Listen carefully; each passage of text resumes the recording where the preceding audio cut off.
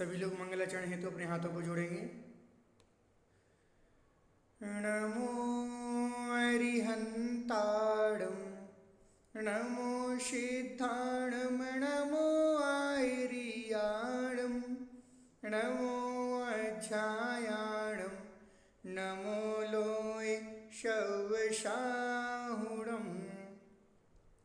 तीन भुवन में सार बीतराग विज्ञानता। शिव स्वरूप शिवकार नमः त्रियोग समारिके। बोले विश्ववंदनीय पंच परमेष्टि भगवान की जय। द्वादशांगमयी जिनवाणी माता की जय। संत श्रोमणी आचार्य भगवान गुरुदेव विद्यासागर जी महाराज की जय। पूज्य गुरुवर मुनिपुंग स्वाक्षी सुधासागर जी महाराज की जय। हमने पूर्व कक्षा में नरक गति के वर्णन के बारे में पढ़ा हुआ था कि किस प्रकार से यदि यह जीव नरक में पहुंचता है, नरक गति में पहुंचने के बाद वहां के दुखों को सहन करता है तो उसको किस प्रकार की परेशानियां प्रारंभ से ही मिलने लगती हैं। जैसे बताया था कि सर्वप्रथम उसको नरक में पहुंचते ही कैसा दर्द मिलता है कि मानो 1000 बिच्छू डस रहे हों, उससे भी अधिक। सिर्फ अभी तो वो नरक में पहुंचा ही था, नरक में पहुंचते ही सिर्फ इतना अधिक उसको दर्द मिला।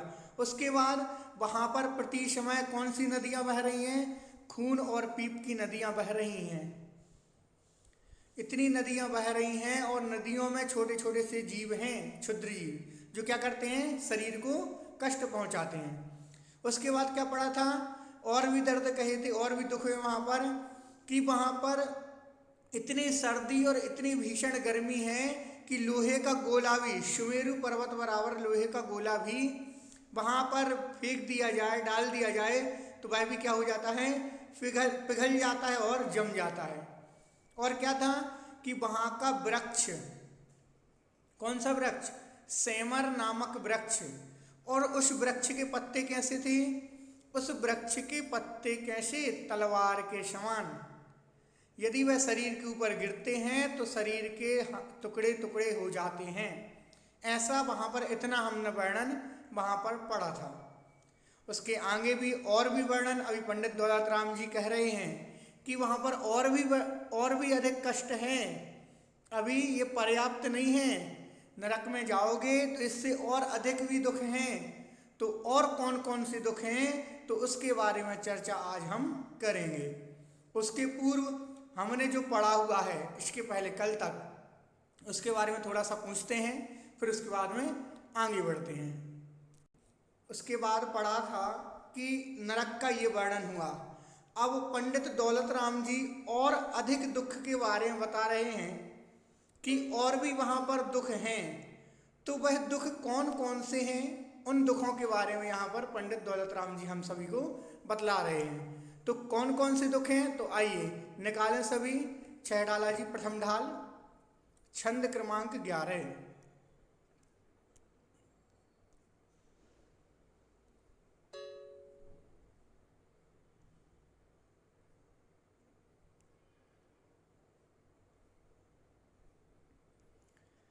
नरक में अन्य नारकियों असुर कुमारों द्वारा उदारित दुख और प्यास के दुख, कौन कौन से दुख वहां पर हैं वहां पर ये बता रहे हैं। तिल तिल करें देह के खंड, असुर भिड़ावे दुष्ट प्रचंड। सिंधु नीर ते प्यास न जाए, तो पण एक न बूंद लहाए। बोलिए, तिल तिल करें देह के खंड, असुर भिड़ावे दुष्ट प्रचंड। सिंधु नीर ते प्यास न जाए, तो पण एक न बूंद लहाए। वहां पर नरक में जब वह जीव पहुंचने के बाद अभी उसने सर्दी और गर्मी को महसूस किया था और वहां पर सिर्फ जमीन पर पहुंचने के बाद और कौन सा दुख वहां पर और किनके द्वारा दुख मिल रहा है, तो कह रहे हैं तिल तिल करें देह के खंड, देह शरीर के खंड टुकड़े, कितने, तिल तिल, मतलब हमारे शरीर के इतने छोटे छोटे टुकड़े कर देते हैं कि एक तिली का दाना देखा होगा आप लोगों ने, बिल्कुल बारीक होता है, इतना छोटा टुकड़ा शरीर का कर देते हैं। कौन? जो भिड़ाने वाले देव हैं। वहां पर एक दूसरे देव लड़ाई झगड़ा करते रहते हैं और उनको एक दूसरे को मारते मारते वह शरीर के इतने छोटे छोटे टुकड़े कर दिए जाते हैं, फिर भी मृत्यु नहीं आती।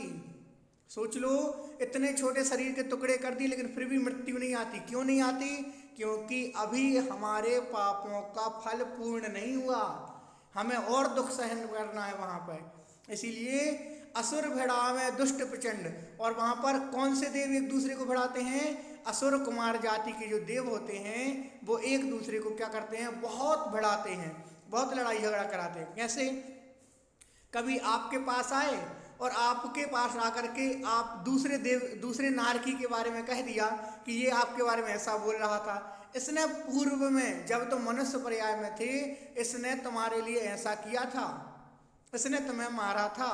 ऐसे बहुत सारी चीज़ों को बता देते हैं, कह देते हैं, और उससे क्या कराते हैं? फिर एक दूसरे को आमने सामने लड़ाते रहते हैं। तो उन असुर कुमार जाति के देवों का बस यही काम है कि एक दूसरे नारकियों को भिड़ाना है, लड़ाना है और दिन भर यही काम कराना है। तो जो नारकी होते हैं वो एक दूसरे से दिन भर लड़ते ही रहते हैं, और जब एक दूसरे से लड़ते हैं तो क्या करते हैं? एक दूसरे के टुकड़े टुकड़े करते हैं, वो इतने छोटे टुकड़े कर देते हैं कि तिली के समान भी। कोई कोई तो ऐसा भी हो सकता है कि एक देव के लिए लगातार एक नारकी के लिए 4-5 नारकी मिलकर के मार रहे हों, ऐसा भी हो सकता है। क्यों? कभी लड़ाई झगड़ा किया हो, अब हो सकता है सारे के सारे एक साथ मिल गए हो वहां पर नरक में जाकर के, और नरक में पहुंच गए, सब असुर कुमार जाति के देवों ने कह दिया कि इस एक अकेले ने तुम्हें इन चारों को इतने समय में मारा था। भले ही अलग अलग मारा हो लेकिन एक साथ में क्या कह देंगे कि इसने तो तुम्हें मारा था। तो एक साथ में उनको इकट्ठा किया और उनके साथ में पिटवा दिया।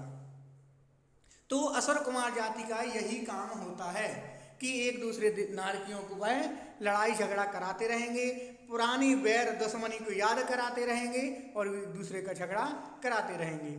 और अब वहाँ पर लड़ाई झगड़े करने के लिए हथियार कहाँ से आते हैं? भाई कोई तलवार लिए, कोई कुछ लिए, तो वहाँ पर वह अपने शरीर की ही विक्रिया से, अपने शरीर की द्वारा उनकी विक्रिया होती है, उस विक्रिया के द्वारा वह क्या करते हैं? अपने हाथ को कभी कुछ बना लेंगे, कभी कुछ, मतलब उनका जो मन हुआ वो उस चीज़ को अपने हाथ से बना सकते हैं और उनको बना करके वह उन्हीं से लड़ने लगते हैं। तो ऐसे अब लड़ाई झगड़े संबंधित कुछ भी हो सकता है कि वो आपको कैसे मारेंगे, कैसे परेशान करेंगे। कभी कभी हम सुनते हैं ना, देखते हैं कि कढ़ाई में तल रहे हैं, कढ़ाई में डाल दिया, नीचे आग जल रही है, आरी लेकर के काट रहे हैं। तो ऐसे बहुत सारे दुख, ये सारे के सारे दुख वह विक्रिया के द्वारा कढ़ाई बना लेंगे, आग बना देंगे और उसमें आपको डाल देंगे। तो ऐसा नारकियों के साथ में होता है। ये नरक का दुख है। जरा स्वयं आप चिंतन करो, एक बार स्वयं से चिंतन करो। आप ये सोच रहे होगे कि हम नरक में पहुंच जाएंगे, इतना है तो दुख नहीं होता होगा, दर्द नहीं होता, लेकिन दर्द भी होता है। जैसे यहाँ दर्द होता है कि एक सुई भी चुभ जाए तो दर्द होने लगता है, वैसे ही वहाँ भी इतना ही दर्द होता है। बस वहाँ पर दर्द ही दर्द रहा आता है। पूरे जितने समय तक रहेगा वह जीव उतने समय तक दर्द को सहन करेगा। तो वहाँ पर ऐसे उसके लिए दर्द ही दर्द मिलता रहता है। विचार करो जरा, हम यदि नरक में पहुँच गए, अब हम नरक में पहुँच जाएं और प्रति समय की बात कर रहा हूँ, बिल्कुल जितने समय रहोगे उतने समय दुखों को ही सहन करना होगा। इसीलिए कहते हैं अभी सचेत जाओ, पापों को करना बंद कर दो। पाप उतने करो जितने सीमित हों। हम मानते हैं गृहस्थ हैं, परंतु पाप तो नहीं रुक सकता, पाप तो होगा ही होगा, लेकिन क्या हम उनको कम तो कर ही सकते हैं ना। हमारे इतना तो है कि हम कुछ पाप तो कम कर सकते हैं।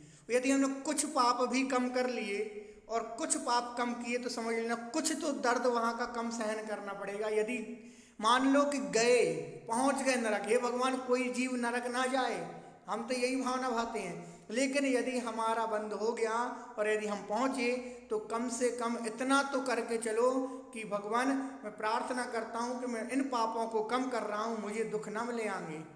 क्योंकि प्रत्येक जीव के लिए अपने कर्मों का फल भोगना ही पड़ेगा, चाहे वह किसी प्रकार का कर्म हो, उसको प्रत्येक कर्म का फल भोगना ही पड़ेगा। आप पाप करोगे तो पाप का फल भी भोगना पड़ेगा, आप पुण्य करोगे तो पुण्य का भी फल भोगना पड़ेगा, आप जीव दया करोगे तो उसका भी फल आपको मिलेगा। तो कुछ भी कार्य करो उसका सारा का सारा फल हमारे लिए कहीं ना कहीं कैसे भी मिलता ही है। तो चलिए विषय पर आते हैं। यहाँ पर बात चल रही नरक में कि नरक के जो नारकी जीव होते हैं, वह असुर कुमार जाति के देव एक दूसरे नारकियों को भिड़ाते रहते हैं, लड़ाते रहते हैं, और एक दूसरे नारकी एक दूसरे को इतना ऐसे लड़ते हैं कि शरीर के छोटे छोटे टुकड़े कर देते हैं। उसके बाद क्या है नीचे की पंक्ति में, सिंधु नीर ते प्यास न जाए तो पण एक न बूंद लहाए। सिंधु नीर, सिंधु नदी, नदी कितनी बड़ी है, सिंधु नदी बहुत बड़ी, तो पूरी की पूरी सिंधु नदी का पानी नीरते अर्थात पानी से भी पी लिया जाए, सिंधु नदी का पूरा पानी भी पी लिया जाए तो प्यास ना जाए, प्यास नहीं बुझेगी। वहाँ पर इतनी प्यास लगती है कि यदि पूरा पानी भी पीता रहे, वो दिन भर भी पानी पीता रहे तो भी उसकी प्यास नहीं बुझेगी। फिर भी तो पण एक न बूंद लहाए, वहाँ पर उसके लिए फिर भी एक बूंद भी नहीं मिलती, कि पानी की यदि एक बूंद भी मिल जाए तो वो भी नहीं मिलती, कि भाई एक बूंद मिल जाए तो थोड़ी सी तसल्ली हो जाए, लेकिन नहीं, बिल्कुल भी नहीं मिलेगी। एक बूंद भी पानी का नहीं मिलता और प्यास इतनी लगती है कि यदि दिन भर भी पानी पीता रहे, नदी के बराबर भी पानी पी ले तो भी प्यास ना बुझे। तो इस प्रकार से यहाँ पर नरक गति का वर्णन कर रहे हैं कि नरक गति में ऐसा दुख है। पहले तो शरीर के टुकड़े टुकड़े एक दूसरे नार की लड़ाई झगड़े करके कर देते हैं, असुर कुमार जाति के देव सर्प एक दूसरे को भिड़ाते रहते हैं।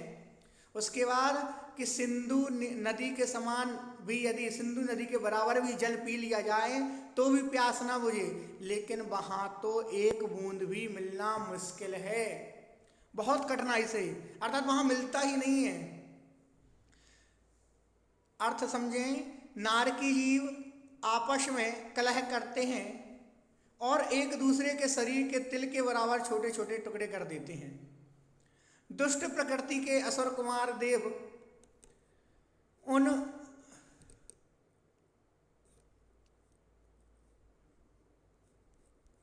नारकी जीवों को आपस में लड़ा देते हैं।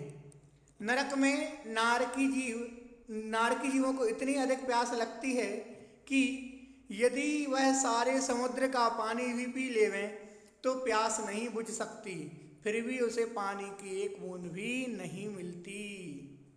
आया समझ में सभी के लिए? बताओ जरा, समझ आया अच्छे से? तो भाई जिसको जल्दी से कहाँ जाना हो, नरक में, तो फिर टिकट बुक कराएं। क्यों देवांश, नहीं जाना ना? हाँ, तो जिसको नहीं जाना है तो बिल्कुल टिकट मत बुक कराना, जल्दी पर जिसको जाना हो तो मुझे बता दो, फिर मैं उसकी टिकट जल्दी से बुक करा दूँ। किसी को तो नहीं जाना ना, तो इसीलिए आज से ही देखो, मैंने अभी कल परसों शायद 2 दिन की पहले की कक्षा में बताया था कि कैसे हम थोड़े थोड़े पापों को हम घर पे ही कम कर सकते हैं, मैंने बताया था ना। तो हम यदि वह शुरुआत करते हैं तो उस क्रम में शुरुआत करते हैं तो हम धीरे धीरे कुछ पाप से तो बच सकते हैं, और आगे भी प्रयत्न करेंगे, वहाँ तक नहीं रुकना है, और आगे भी प्रयत्न करके हम धीरे धीरे कुछ पापों से बचेंगे।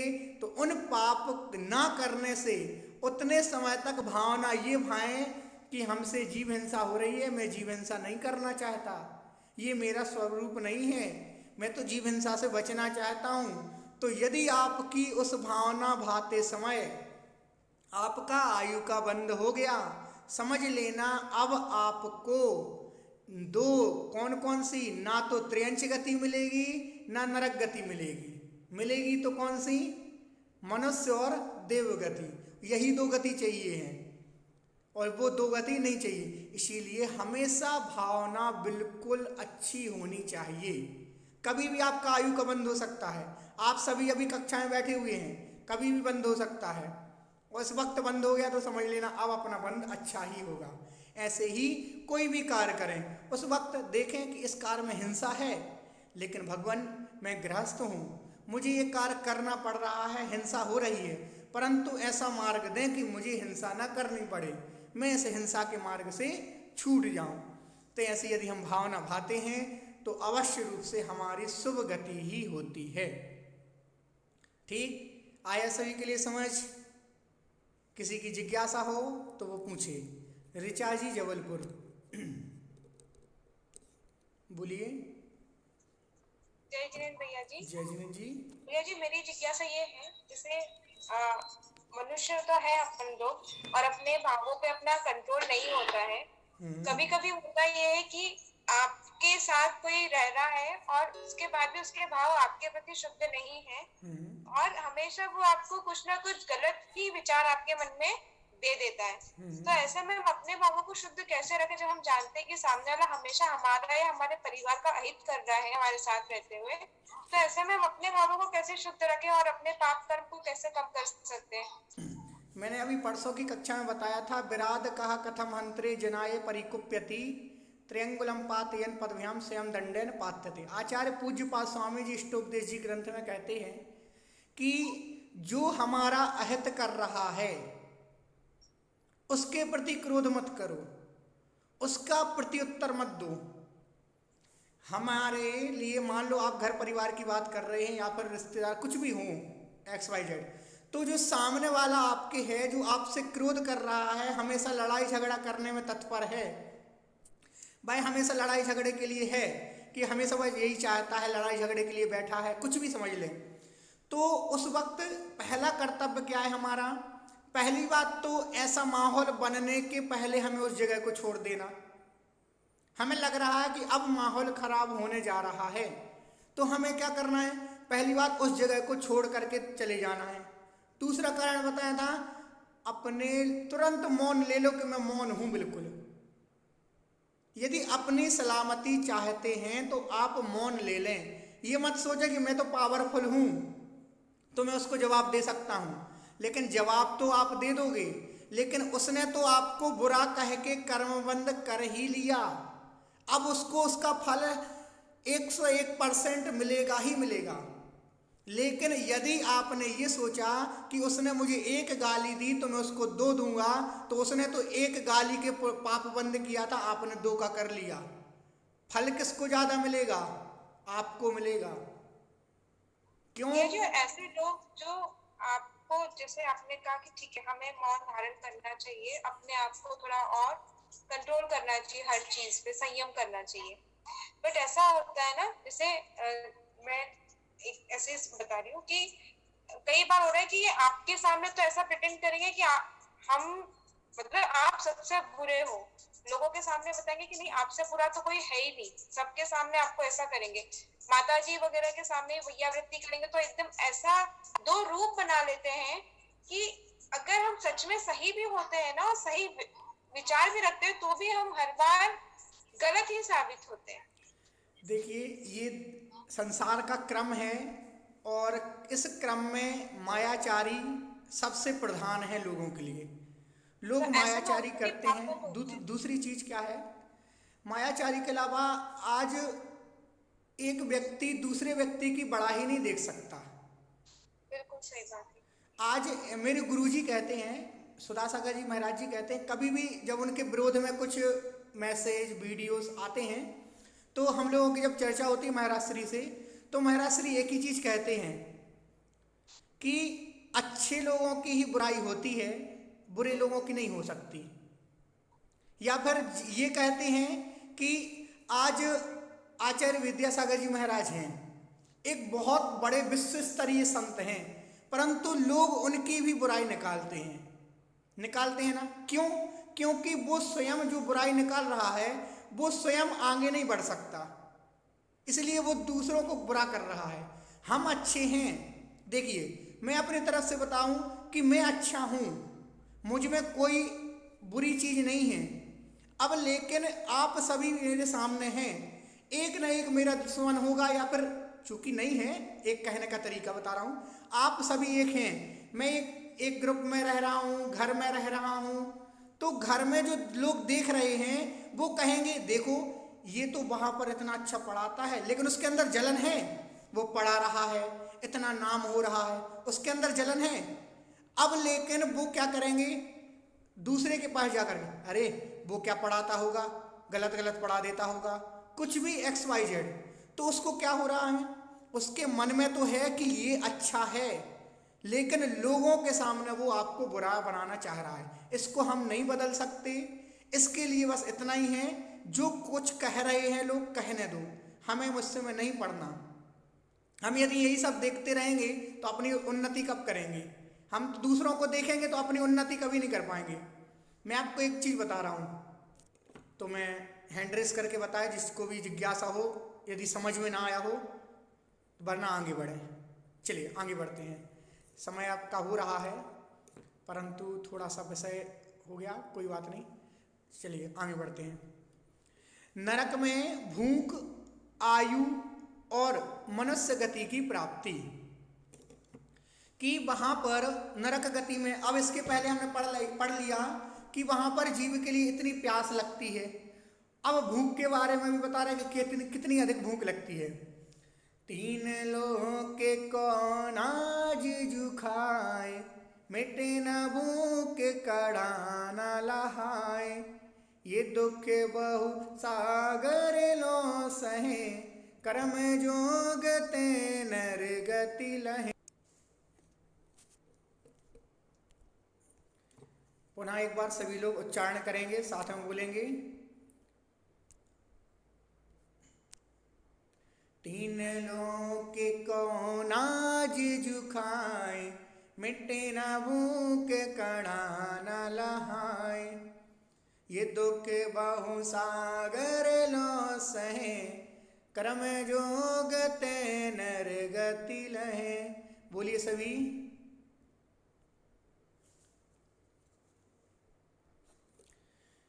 तीन लोक को नाज जुखाए, यदि नारकी जीव के लिए तीनों लोकों का जितना अनाज है जुखाए, यदि उसको भी खा ले, मिटे ना भूख, तो भी भूख नहीं मिटती, कड़ा ना लहाए, फिर भी एक कण की भी प्राप्ति उस जीव के लिए नहीं होती।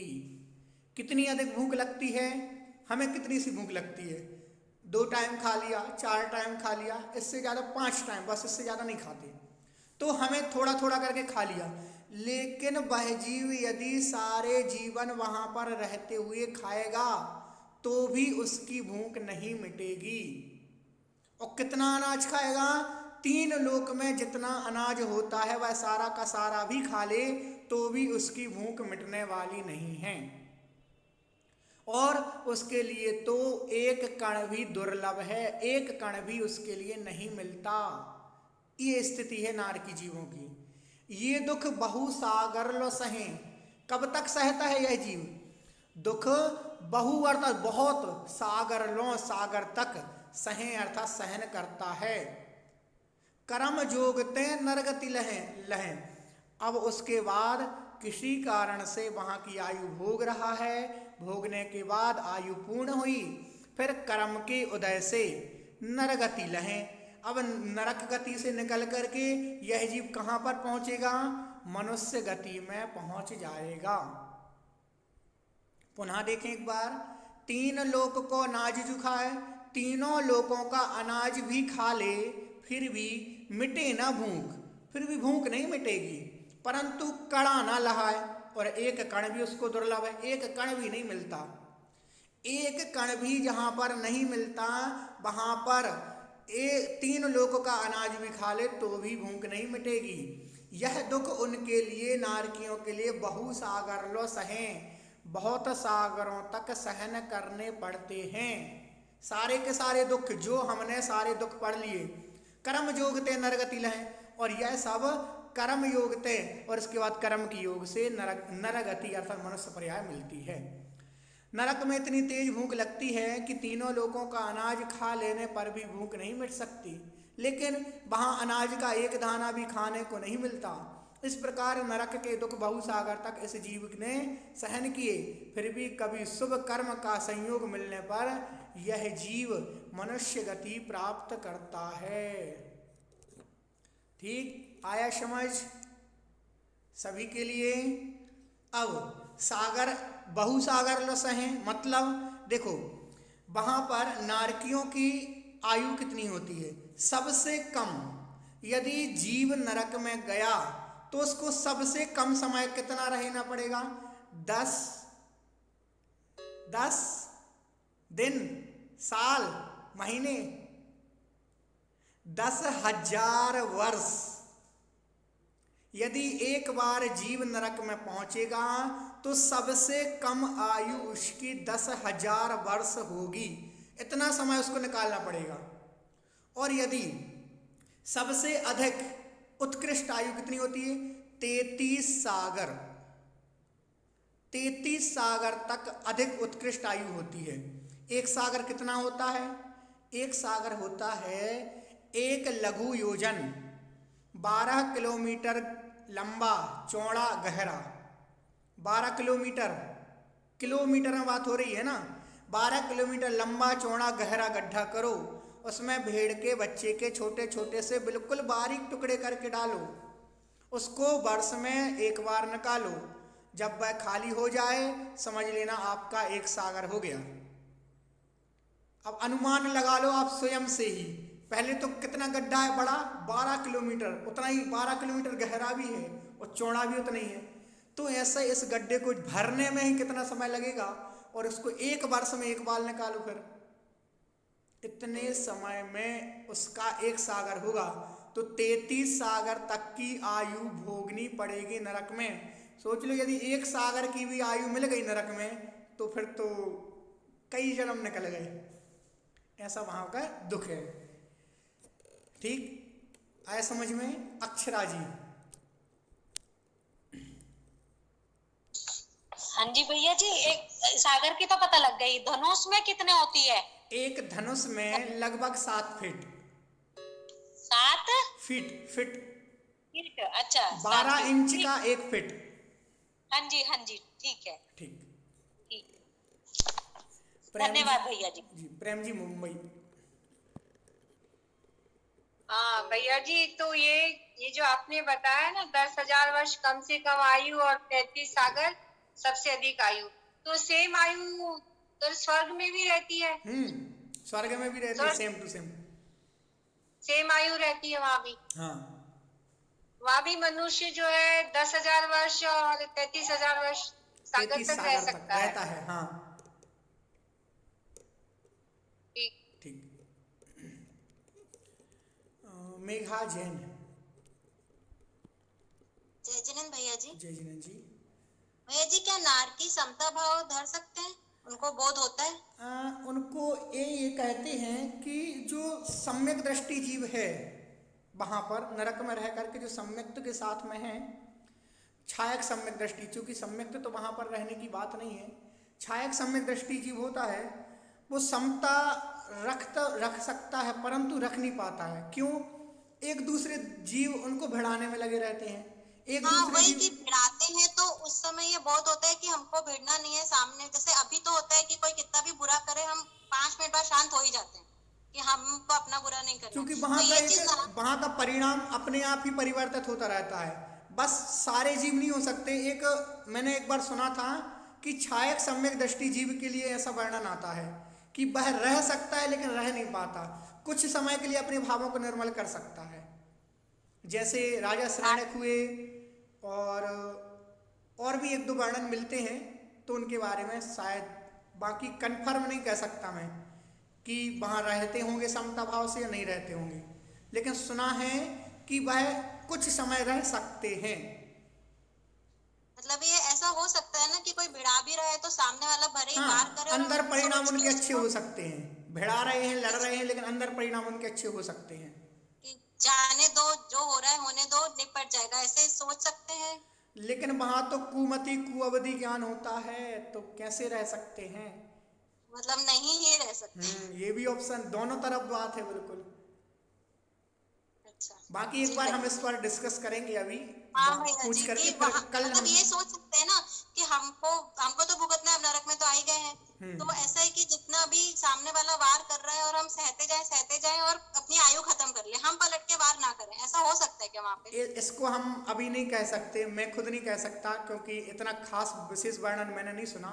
बाकी इसके वर्णन के बारे में अभी सरवार सिद्धि जी ग्रंथ में मिल सकता है इसका वर्णन, एक बार मैं देखूंगा, पढ़ूंगा, फिर उसके बाद आपको बताऊंगा, अभी बिना उसके नहीं जी बता सकता। ठीक जी भैया जी। जी। देवांश।